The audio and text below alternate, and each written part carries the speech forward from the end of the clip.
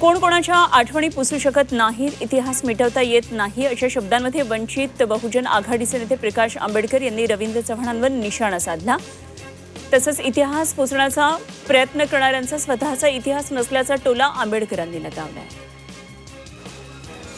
भारतातल्या पहिल्या वंदे भारत स्लीपर एक्सप्रेसला पंतप्रधान मोदींनी शनिवारी हिरवा झेंडा दाखवणार आहेत आणि या गाडीचे प्रवासी भाडं किमान 960 रुपये ते कमाल 13,300 रुपये असणार आहे. विशेष म्हणजे अन्य मेल एक्सप्रेसप्रमाणे या गाडीनं प्रवास करणाऱ्या प्रवाशांना आरएसी आणि VIP कोटा सुविधा मिळणार नाही.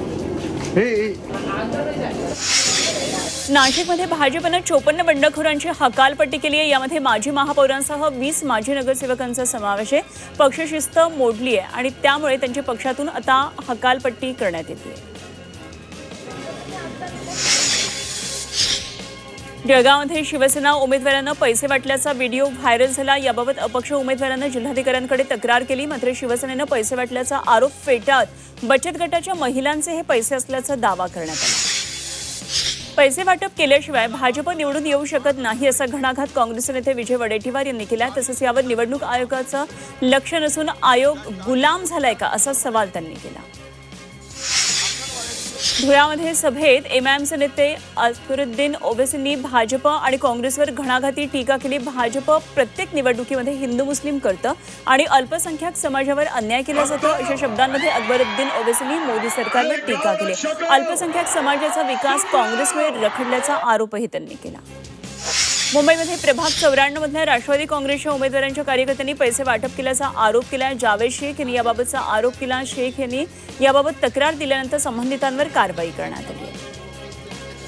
अहिल्यानगरमधल्या शिवसेनेचे उमेदवार अनिल शिंदे यांना हृदयविकाराचा त्रास सुरू झाला आणि त्यांना रुग्णालयामध्ये दाखल करण्यात आलं. दरम्यान भाजप आणि राष्ट्रवादीकडून प्रशासनाचा गैरवापर करून जाणीवपूर्वक शिवसेनेतल्या उमेदवारांना त्रास देण्याचा प्रयत्न केला जात असल्याचा आरोप संजीव भोर यांनी केला. पुणे शहरामध्ये वाहतूक कोंडी आणि पिण्याच्या पाण्याचा प्रश्न निर्माण होतोय. हे प्रश्न सोडवायचे असतील तर त्यासाठी पुण्यामध्ये अजितदादांची सत्ता पाहिजे. हे प्रश्न सोडवण्याची ताकद आणि धमक उपमुख्यमंत्री अजित पवारांमध्ये असल्याचं उमेदवार बंडू खालवे यांनी म्हटलं आहे. मराठी माणसाचं नाही तर तुमचं अस्तित्वच पणाला लागलेल्या अशा शब्दांमध्ये मुख्यमंत्री फडणवीस यांनी ठाकरे बंधूंवर निशाणा साधलाय. मराठी माणसाच्या अवस्थेसाठी ठाकरेच जबाबदार आहेत असा पलटवारही उपमुख्यमंत्री शिंदेंनी केला. मराठी माणसाच्या अस्तित्वाची शेवटची लढाई असल्याचे राज ठाकरे यांनी म्हटलेलं होतं. राज्यातल्या सर्व 29 महापालिका निवडणुकांच्या प्रचाराचा आज अखेरचा दिवस आहे. संध्याकाळी 5:30 वाजता प्रचाराच्या तोफा थंडावतील. त्यामुळे दिवसभर सर्वच राजकीय पक्षांच्या नेत्यांकडून प्रचारासाठी जोर लावला जाईल. जाहीर सभा, रोड शो, बाईक रॅलीसह घरोघरी जाऊन प्रचार करण्यावर भर असेल. दरम्यान सर्व महापालिकांसाठी गुरुवारी मतदान पार पडेल. लगेच शुक्रवारी मतमोजणी असणार आहे.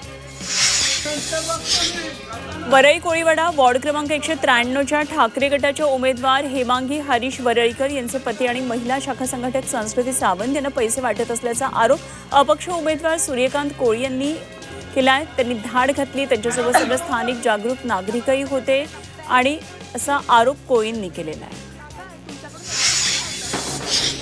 येवल्यामध्ये भाजपचे समीर सामदडिया यांची नगरसेवकपदी निवड झाली. यावेळी त्यांच्या समर्थकांनी गुलालाची उधळण केली. ढोल ताशांच्या गजरात जल्लोष केला. शहराच्या विकासासाठी भरपूर निधी आणणार असल्याचा विश्वास यावेळी समीर सामदडिया यांनी केला. वाशिम आणि रिसोड नगर परिषदांमध्ये उपाध्यक्षपदासाठी आज निवडणूक होणार आहे. उपाध्यक्षपदावर भाजपचीच पकड राहणार की नवे राजकीय समीकरण तयार होणार याकडे लक्ष लागलंय. मुंबई महापालिका मतदानासाठी सज्ज झाली आहे. निवडणुकीसाठी 64,375 कर्मचारी आणि अधिकारी, 4,500 स्वयंसेवक, 22,000 पोलिसांची नियुक्ती करण्यात आलेली आहे. मतदानांच्या रांगांचं व्यवस्थापन, दिव्यांग, ज्येष्ठ नागरिकांना मदत केली जाणार आहे. महापालिका निवडणुकीसाठी गुरुवारी मतदान होणार आहे. त्यामुळे पुणे मार्केट यार्ड आणि उपबाजार बंद राहणार आहे. शेतकऱ्यांनी शेतीमाल विक्रीसाठी आणू नये आणि ग्राहकांनी खरेदीसाठी मार्केटमध्ये येऊ नये असं आवाहन कृषी उत्पन्न बाजार समितीकडून करण्यात आलं आहे.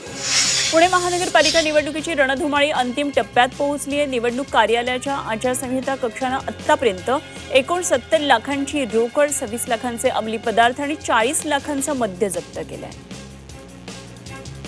छत्रपती संभाजीनगरमध्ये यंदा एका मतदाराला 4 उमेदवारांना मतदान करावं लागणार आहे. सर्वसामान्यांमध्ये जनजागृती केली जाते. डमी EVMमध्ये हातात घेऊन खासगी संस्थांमार्फत जागोजागी जाऊन अशा प्रकारे जनजागृती करण्यात येते. नाशिकच्या तपोवनमध्ये श्रीराम मंदिर उभारण्यात येणार असल्याची घोषणा मंत्री गिरीश महाजन यांनी केलेली आहे. तर या गदारोळामध्ये आराखडा मुख्यमंत्र्यांना सादर केला जाणार आहे आणि नाशिक महापालिकेचे सुधाकर बडगुजर यांच्या प्रचारासाठी आले असताना त्यांनी ही घोषणा केली. म्हाडाच्या कोकण मंडळाकडून ऑक्टोबरमध्ये 5,285 घरांसह 77 भूखंडांसाठी सोडत काढण्यात आली. या सोडतीमध्ये 4,423 विजेत्यांपैकी 2,000 विजेत्यांनी घरं परत केली आहेत. इतक्या मोठ्या संख्येनं विजेत्यांनी घरं नाकारल्यामुळे कोकण मंडळाची आता चिंता वाढली आहे.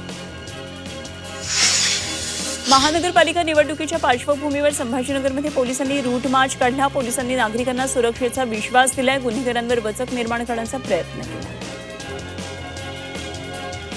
मुंबई कोस्टल रोड लगतची समुद्रात भराव टाकून निर्माण केलेली जागा ही सर्व नागरिकांसाठी आता खुले ठेवण्याचे निर्देश सर्वोच्च न्यायालयाने दिले. सोबतच या जागेवर कोणतेही व्यावसायिक किंवा निवासी बांधकामं उभारण्यास सर्वोच्च न्यायालयानं स्पष्टपणे मनाई केली आहे. महाराष्ट्र राज्य माध्यमिक आणि उच्च माध्यमिक शिक्षण मंडळानं 10वी आणि 12वीच्या परीक्षेत गैरप्रकार झालेल्या परीक्षा केंद्रांवर कारवाई केली आहे. त्यानुसार राज्यातल्या 10वीच्या 31 आणि 12वीच्या 76 केंद्रांची मान्यता रद्द केली आहे. राज्यात पॅथॉलॉजी लॅबवर नियंत्रण ठेवण्यासाठी आरोग्य विभाग नियमावली तयार करणार असल्याची माहिती सूत्रांनी दिली आहे. शहरी भागासह ग्रामीण भागामध्ये पॅथॉलॉजी लॅबची संख्या झपाट्याने वाढतीये. मात्र काही ठिकाणी पात्र नसलेल्या व्यक्ती रिपोर्ट्सवर सही करत असल्याचं सुद्धा आढळलं आहे. देशाचे माजी उपराष्ट्रपती जगदीप धनखड यांची प्रकृती बिघडली आहे. त्यांना दिल्लीतल्या एम्स रुग्णालयामध्ये दाखल करण्यात आले आहे. त्यांच्या आता MRI चाचणी केली जाणार आहे. भारतातले 44% शहर ही दीर्घकालीन वायू प्रदूषणाचा सामना करतात. CREAनं 2019 ते 2024 या कालावधीमध्ये देशातील 4,041 शहरांमधल्या हवेच्या दर्जाचा अभ्यास केला आणि त्यामधून निष्कर्ष काढण्यात आला. पुणे शहरातल्या हवामानामध्ये वारंवार बदल होत आहेत. गेल्या काही दिवसांमध्ये शहराच्या काही भागामध्ये 9 ते 10 अंश किमान तापमान, काही भागामध्ये तापमान 15 अंश सेल्सिअसच्या पुढे असल्याचं दिसून येते. अवघ्या 10 किलोमीटरच्या अंतरामध्ये किमान तापमानात तब्बल 6 अंशांपर्यंत तफावत असल्याची माहिती समोर आली आहे. वाशिमच्या तर्हामध्ये शुभमशेष महाराज संस्थानमध्ये 52वा यात्रा महोत्सव मोठ्या उत्साहात साजरा करण्यात आला. या यात्रेनिमित्तानं हजारो भाविकांनी दर्शन घेऊन महाप्रसादाचा लाभ घेतला. संस्थानच्या वतीनं विविध धार्मिक आणि सामाजिक उपक्रमांचं आयोजन करण्यात आलं.